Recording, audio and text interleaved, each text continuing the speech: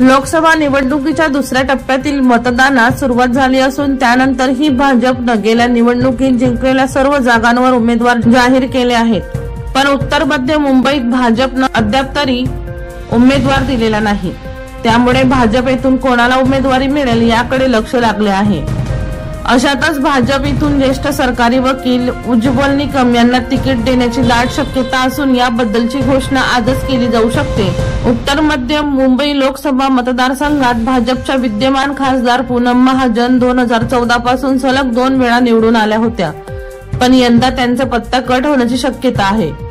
दुसरीकडे कालच दिनांक 25 या मतदारसंघासाठी काँग्रेसने वर्षा गायकवाड यांची उमेदवारी जाहीर केली, मात्र भाजपने अद्याप तरी उमेदवार दिलेला नाही।